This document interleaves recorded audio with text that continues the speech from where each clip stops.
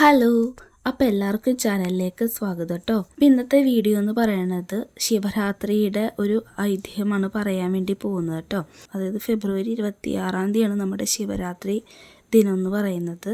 അപ്പോൾ അതിൻ്റെ ഭാഗമായിട്ട് ശിവരാത്രിയുടെ ഒരു ഐതിഹ്യത്തെക്കുറിച്ചുള്ള വീഡിയോ കൊണ്ടാണ് ഇന്ന് ചെയ്യുന്നത്. അപ്പോൾ നമുക്ക് നേരെ എന്തായാലും വീഡിയോയിലേക്ക് പോവാം. അപ്പോൾ ശിവരാത്രി എന്ന് പറയുമ്പോൾ ശിവൻ്റെ പ്രീതിക്കായിട്ട് അനുഷ്ഠിക്കുന്ന ഏറ്റവും പ്രധാനപ്പെട്ട ഒരു വ്രതാനുഷ്ഠാനമാണ് ശിവരാത്രി. അതായത് ശിവരാത്രി വ്രതം. അതും ഉറക്കമൊഴിച്ച് അനുഷ്ഠിക്കേണ്ട ഒരു വ്രതം കൂടിയാണിത്. കൂടാതെ വർഷത്തിലൊരിക്കലാണിത് ഉള്ളത്. മാത്രവുമല്ല, ഈ ശിവരാത്രിയുടെ ഏറ്റവും പ്രധാനപ്പെട്ട ഒരു പ്രത്യേകത എന്ന് പറയുന്നത് സകല പാപങ്ങളെയും ഇല്ലാതാക്കുകയും കുടുംബത്തിൽ ഐശ്വര്യവും അഭിവൃദ്ധിയും ഉണ്ടാക്കുകയുമാണ് ശിവരാത്രിയുടെ വ്രതത്തിലൂടെ ഉദ്ദേശിക്കുന്നത്.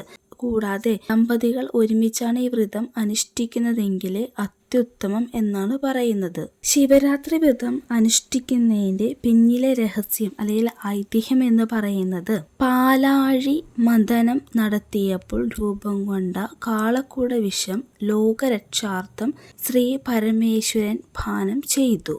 അതായത് ഈ വിഷം ഉള്ളിൽ ചെന്ന് ഭഗവാനെ ഹാനികരമാവാതിരിക്കുവാൻ പാർവതി ദേവി അദ്ദേഹത്തിൻ്റെ ഖണ്ഡത്തിൽ മുറുക്കി പിടിക്കുകയും വായിൽ നിന്നും പുറത്തു പോവാതിരിക്കുവാൻ ഭഗവാൻ വിഷ്ണു ഭഗവാൻ വായ പൊത്തിപ്പിടിക്കുകയും ചെയ്തു.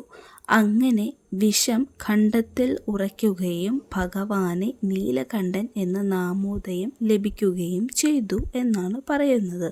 ഭഗവാനെ ആപത്തൊന്നും വരാതെ പാർവതി ദേവി മറ്റു ദേവീദേവന്മാരും ഉറക്കമിഴിച്ചു പ്രാർത്ഥിച്ച ദിവസമാണ് ശിവരാത്രി എന്നാണ് പറയുന്നത്.